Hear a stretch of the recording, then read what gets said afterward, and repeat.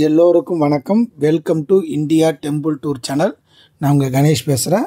நம்ம சேனலில் பழமையான தலங்களும் அதனுடைய வரலாற்று செய்திகள் அங்கே எப்படி போகணும் அப்படிங்கிறதெல்லாம் பார்த்துக்கிட்டு வரோம். அந்த வகையில் இந்த வாரம் நம்ம பார்க்க போகிற ஸ்தலம் சிக்கல் சிங்காரவேலர் கோயில் மற்றும் நவநேதேஸ்வரர் கோயில் சிக்கல். இந்த கோயிலை பற்றி தான் பார்க்க போகிறோம். இந்த கோயிலை பார்க்குறதுக்கு முன்னாடி என்னுடைய சேனலை இதுவரையும் சப்ஸ்கிரைப் பண்ணாதுங்க, கொஞ்சம் சப்ஸ்கிரைப் பண்ணிவிடுங்க. பக்கத்தில் உள்ள பெல் பட்டனை அழுத்தி தொடர்ந்து என்னுடைய பதிவுகளை பார்க்கலாம். 350க்கும் அதிகமான கோயில்களை பற்றி நான் போட்டிருக்கேன், நீங்கள் பார்க்கலாம். நீங்கள் என்னுடைய ப்ளேலிஸ்ட்டில் போனீங்கன்னா உங்களுக்கு தெரியும். வாங்க இப்போ அந்த கோயிலை பார்க்கலாம். தேவார பாடல் பெற்ற காவேரி தென்கரை தலங்களில் 83வது தலமாகும். தேவார பாடல் பெற்ற 276 சிவத்தலங்களில் இத்தலம் 146வது தேவார தலமாகும். அம்மனின் 64 சக்தி பீடங்களில் ஒன்றாகும். வேர்வை சிந்தும் சிங்காரவேலர் அமைந்துள்ள தலமாகும். கந்தசஷ்டி முதல் நாளில் முருகன் இத்தலத்தில் வந்து அம்மனிடம் வேல் வாங்கி சென்றதாகவும் கூறப்படுகிறது. கோச்செங்கட் சோழனால் கட்டப்பட்ட 72 மாடக் கோயில்களில் இந்த கோயிலும் ஒன்று. சரி, இந்த கோயிலுக்கு எப்படி போகணும் அப்படின்னு பார்த்தீங்கன்னா, நாகப்பட்டினத்திலிருந்து சுமார் 5 கிலோமீட்டர் தொலைவில், திருவாரூரிலிருந்து சுமார் 18 கிலோமீட்டர் தொலைவிலும் இத்தலம் அமைஞ்சிருக்கு. கோயிலுடைய அமைப்பு அப்படின்னு நம்ம பார்க்கும்போது, கோவிலின் ராஜகோபுரம் சுமார் 80 அடி உயரமும் 7 நிலைகளையும் உடையது. ராஜகோபுரத்திற்கு முன்னால் இரும்பு தூண்கள் தாங்கும் ஒரு பெரிய கல்யாண மண்டபம் இருக்கிறது. கோபுர வாயில் வழியாக உள்ளே நுழைந்தவுடன் கார்த்திகை மண்டபம் இருக்கிறது. அடுத்து வாசலின் தெற்கே விநாயகரும் வடக்கே தண்டபாணியும் காட்சி தருகிறார்கள். இரண்டாவது சுற்றில் சனீஸ்வரர், தட்சிணாமூர்த்தி, திருமகள், துர்க்கை, சண்டீஸ்வரர் மற்றும் நவகிரக சன்னதிகள் அமைஞ்சிருக்கு. மாடக்கோயிலனை கோயிலின் மையத்தில் 12 படிகள் கொண்ட ஒரு கட்டுமலை மேல் மூலவர் நவநீதநாதர் லிங்க வடிவில் அருள் புரியும் சன்னதியும், சிக்கல் சிங்காரவேலர் என்று பிரசித்தி பெற்ற முருகப்பெருமான் சன்னதியும் உள்ளன. கீழ்ப்படிக்கு பக்கத்தில் உள்ள சுந்தர கணபதியை தரிசனம் பிறகு கட்டுமலை மேலே செல்ல வேண்டும் என்பது வழக்கம். மேலே சென்று மண்டபத்தை அடைந்ததும் நேரே தியாகராஜ சன்னதி இருக்கிறது. இங்குள்ள மரகத லிங்கம் மிகவும் சிறப்புள்ளது. உள்ளே வெண்ணெய் பிரான் இருக்கும் கருவறை உள்ளது. சிக்கல் சிங்காரவேலர் வள்ளி தெய்வானையுடன் நின்ற திருக்கோலத்தில் காட்சி தருகிறார். முருகப்பெருமான் அம்மை அப்பருக்கு நடுவு வீற்றிருந்து அருள் பாலிக்கிறார். இதனால் இங்கு சிங்காரவேலர் குழந்தை வரும் அருள் பெறுவராக வீற்றிருக்கிறார். ஐப்பசி மாத விழாவில் வேர்வை சிந்தும் வேலவர் இவர்தான். கட்டுமலையின் கீழ்ப்பக்கம் இரவி மேல் நெடுங்கண்ணியின் சன்னதி அமைந்துள்ளது. இரவி முருகனுக்கு வேல் தருவது போன்ற சிற்பம் சன்னதியின் மேல்பாகத்தில் இருக்கிறது. பிரகாரம் சுற்றி வரும்போது வடக்கு சுற்றில் கோல வாமன பெருமாள் கோவில் தனியாக அமைஞ்சிருக்கு.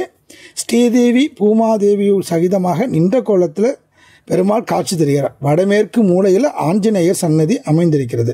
சைவமும் வைணவமும் இணைந்த சில கோயில்களில் இக்கோயில் ஒன்றாகும். அது மட்டும் இல்லாமல் மாமனும் மருமகனும் அமைந்துள்ள சில கோயில்களில் இந்த கோயிலும் ஒரு சிறப்பான கோயிலாக அமைஞ்சிருக்கு.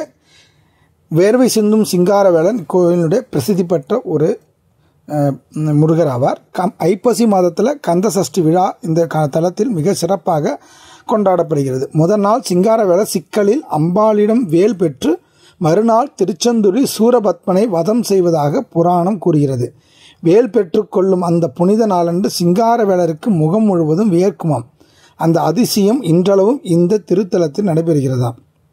அதாவது சூரபத்மனை வதைக்க இந்த இடத்தில்தான் முருகப்பெருமான் சக்தி தேவியிடம் வேல் வாங்கினார் என்கிறது புராணம். எனவே இங்கிருக்கும் அம்பாள் வேல் நெடுங்கண்ணி என்று அழைக்கப்படுகின்றார். சூர சம்ஹார நடைபெறும் நாளில் இங்கே அம்பாளிடம் இருந்து முருகர் வேல் வாங்கும் நிகழ்வு நடைபெறுகிறது.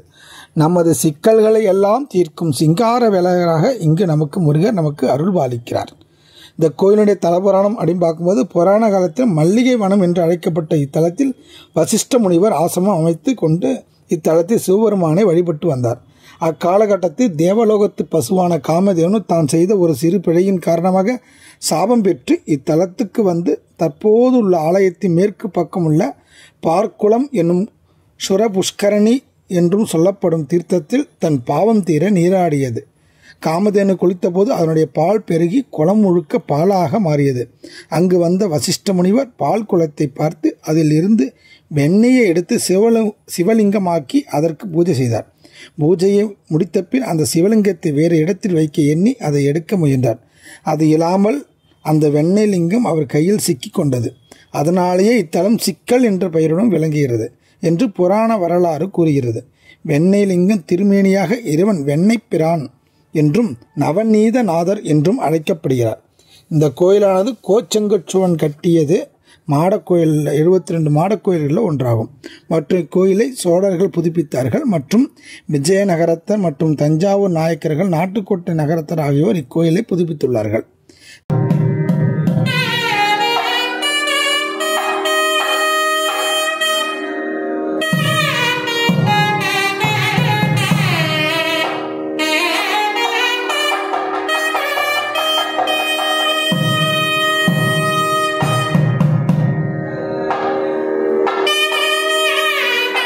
இந்த கோயிலானது காலை 6 மணி முதல் 12 மணி வரையும் மாலை 4 மணி முதல் இரவு 9 மணியும் திறந்திருக்கும். எல்லோருக்கும் சிங்காரவேலர் கோயில் என்று மட்டுமே எல்லாரும் அதிகமாக அறிந்து வைத்திருப்பார்கள். ஸோ இந்த கோயிலை நீங்கள் கண்டிப்பாக பார்க்க வேண்டிய முருகஸ்தலங்களில் ஒரு கோயில். அது மட்டும் இல்லாமல் தேவார தலங்கள்லையும் ஒன்று. இந்த முருகரை நீங்கள் போய் பார்க்கும்போது அவ்வளோ கண்கொள்ளா காட்சியாக இருக்கும். நீங்கள் கண்டிப்பாக அந்த பக்கம் போகும்போது பாருங்கள். இதோடு இந்த வீடியோ முடிச்சுக்கிறேன். அடுத்த வாரம் வேறொரு தலத்தை பற்றி பார்க்கலாம். நன்றி, வணக்கம், திருச்சிற்றம்பலம்.